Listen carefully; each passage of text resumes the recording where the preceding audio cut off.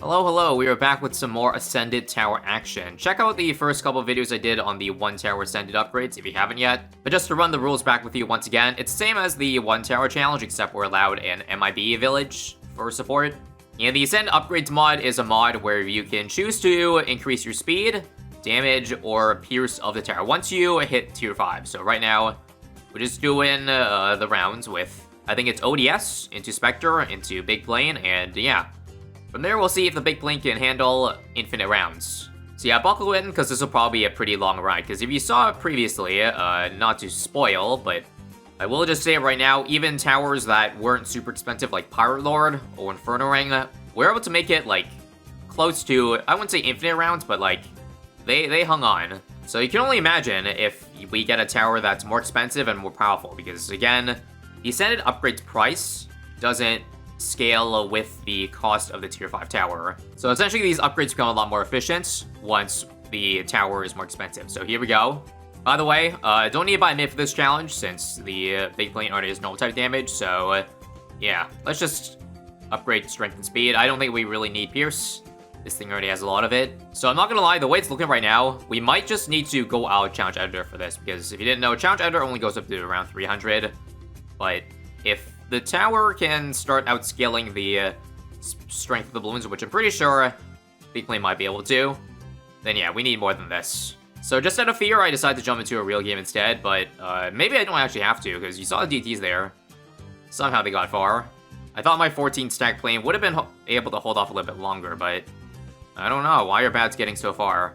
Well, I guess if it's anything like the other 1 tower runs I tested, these would be the hardest rounds, and then it actually gets a little bit easier from here, as the ramping doesn't get any more extreme than this, and the fact that we'll make more money then be able to snowball even harder in the DPS category. Yeah, I mean, look at 173 here. I almost got to freaking last loop. Might have to do with the fact that some of the Spectre darts are shooting close. Also, ignore the missing pips on the speed. That is just a visual glitch, and yeah, we barely were able to survive the FDTs there. Not gonna lie, that would kind of surprise me if that was close to the end. Maybe the reason why the Power Lord did so good was because it was able to maximize damage shooting both sides at once. So basically, we're utilizing all of its DPS. Meanwhile, again, look at all the missing darts here. That makes it pretty rough in terms of, well, raw DPS. Even though we're doing pretty well. Like, if you look at the top right corner, again, we've had a DPS display just for your convenience. Another close GT round. I might do some by crew to save me. Oh, nope. Okay, we need to do a little bit of light micro here.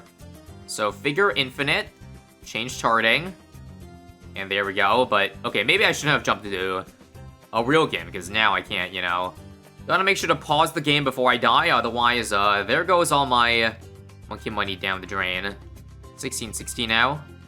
First, DTs were a problem, now we got a bunch of bats to deal with that are getting near the last bend. I think we're all clear though, yeah, it's really just the super fast stuff that is really scary, but it feels like the last time rounds have been a bit easier, so maybe we've hit the peak of difficulty.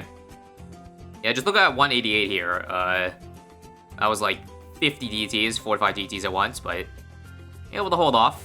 So we're going to make it to around 200 here, but damn, that was not as easy as I thought. Let's take a look at the single target DPS. Let's see about 20,000 or so. Yeah, I'm not gonna lie, I'm surprised it's not any higher. We are able to beat this, right? Well, once you bought the first bat, then we can focus everything on F-Bat 2. I'm going to risk it. Close. Should be able to beat the F-Move Insights. Nice. I think this is too late, though. If this fails here, that would be quite the upset. So, FDT is good. Big Plane says not today, though. Holy, that was beyond tight. So again, slight spoilers, but this is the round where both I-Ring and the P-Lord die to. If we can beat this, then we have our new king, but it's actually not looking good. It's basically round 200, but on steroids, because there's 2 F-Bads and also a bunch of random crap in between. Yeah, that's game, guys. Wow. Yeah, that's actually really surprising to me. I really thought this would make it, like, around 1 billion. But I guess that just goes to show you that you need a reliable DPS, not just raw DPS. And now for the helicopter tower. You might have already seen the Ascended Tower of this one on the very first Ascended Mods video I did. But now we gotta see it in a 1 tower setting. So what I'm gonna do for this one is, because I can make money with the Marine, I'm gonna buy a dart ship, and then when I can afford a Marine, I'll sell the dart ship. And then I'll milk as much money as I can until Marine dies, and then go for the A prime. Simple as that. So round 56 looks about good. 052. And we'll try stalling rounds to make even more money by putting the Marine in the corner like this. Not gonna lie, I have a pretty good feeling about this one, because the fact that I can make money means I can afford those Ascendant upgrades much faster, so A Prime can possibly beat the scaling of late game rounds with all this extra cash I'm getting. I mean, just take a look at how much we made so far. $100,000, that's enough for like 4 or 5 Ascendant upgrades come late game, which might not seem like a lot, but that's 20%.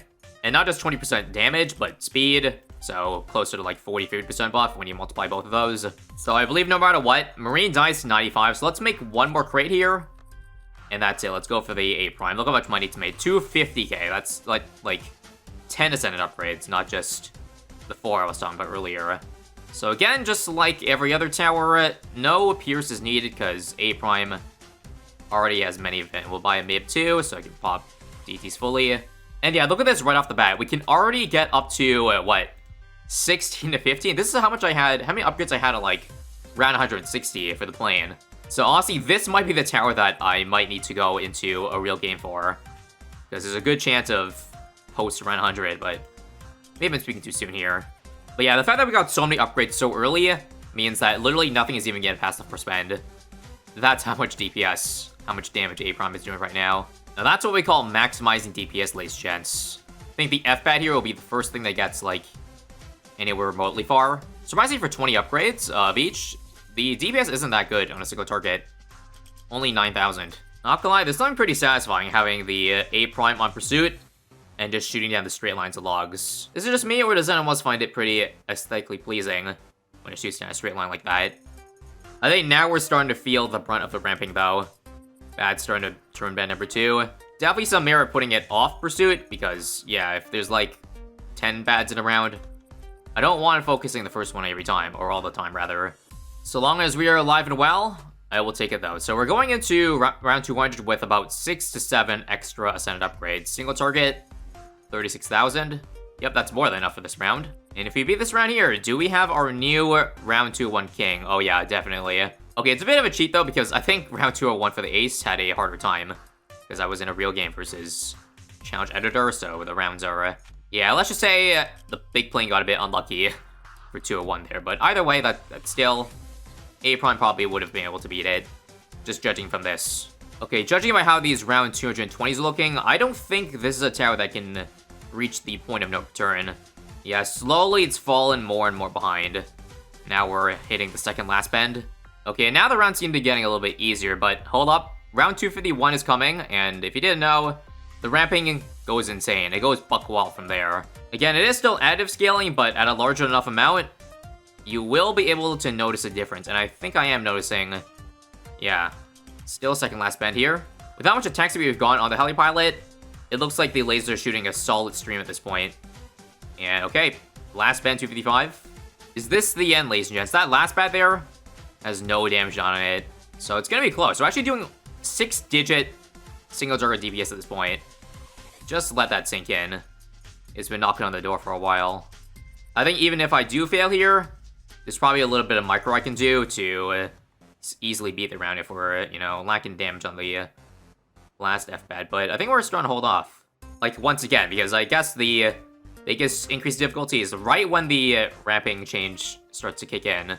But right now, there's no free play boost until round 300 hits, and that's basically, well, the end of Challenge Editor here, so who knows? I went from thinking we make it, to not making it, to making it, to not making it, to, well, now making it again. Well, you best believe infinite rounds are happening at this point, because we are pretty much at the end here, and it's getting easier. Last round, 5 billion total pops and counting, and yeah, we're looking at 3 million DPS. Who needs Heli Paragon when we got Heli Paragon at home? And that's gonna do it. We almost filled out 8 rows. Well, we filled out 8 complete rows of speed. And yeah, I guess that just goes to show you just how much money, or how that extra money from the Marine made a difference, because without those extra 10 Ascendant upgrades, pretty sure we would have died somewhere in the 100s. Now, there's no way for me to make a super accurate simulation, so we're just going to assume we have 10 extra speed and strength for around 400. Just kind of testing, you know, if at this rate we can keep up with these free play rounds. It looks like it's even easier than around 300.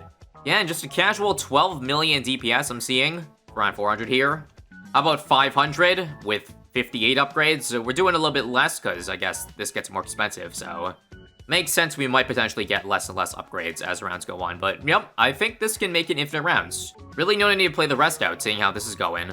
If we were to try this out in a real game, then yeah, we'd be sitting in that game for like 3+ hours. And now for one final test, let's assume 80 upgrades each versus round 99, the max you can do in Sandbox. This might even be a conservative estimate. Pretty sure we can get more than 80 upgrades with all that money income. But yeah, if we want to slow it down, I think we're hitting 9-digit single target DPS, yeah.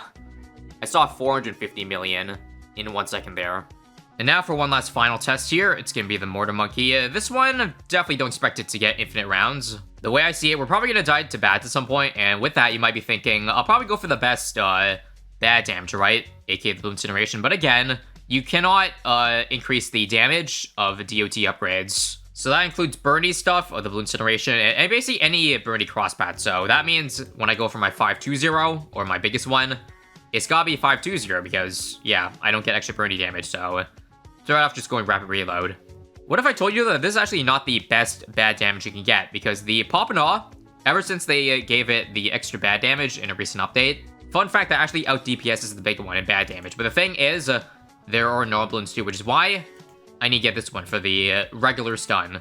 I know the Pop-and-Aw has a stun ability, but it's simply too long of a cooldown, and yeah, I think overall we'll have to trade off the less bad damage in exchange for just more reliable things for DTs and beyond. And also don't forget that this thing has a much bigger blast radius, so got that going for the Mortar, and it would be nice if the Ascended Force could, like, maybe, how do I say it? Change the things it upgrades depending on the tower. Like, instead of giving range, which won't do anything, because Mortar doesn't utilize the null range, well, give it extra blast radius. I think that would make maybe Pop-and-Aw better for a challenge like this, but still, I would, I'll need the biggest ones done.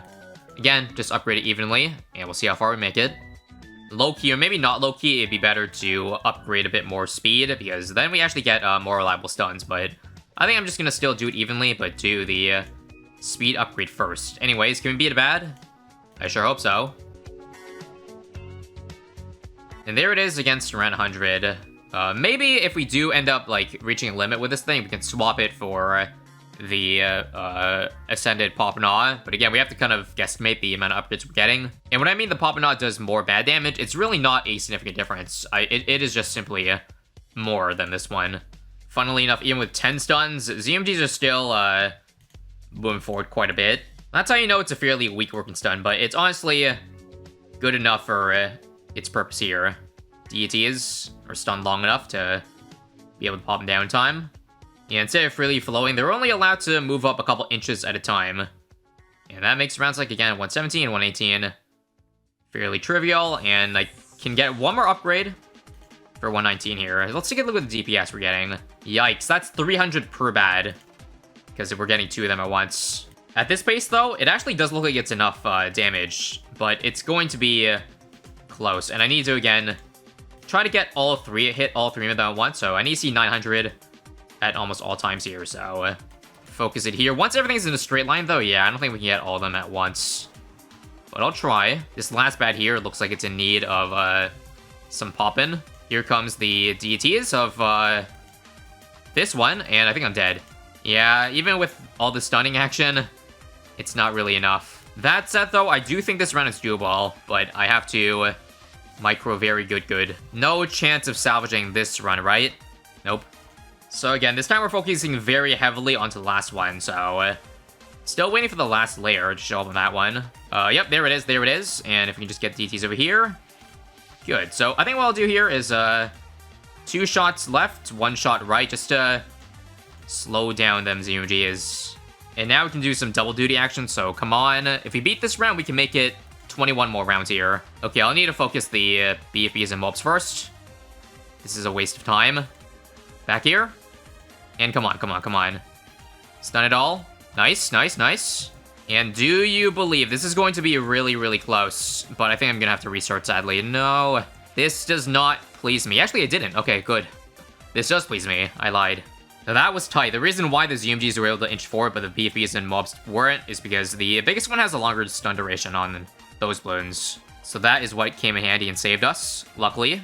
Yeah, at this point, it's all but GG for round 140. But in the meantime, at least you can watch some satisfying Mortar action in super fast forward mode.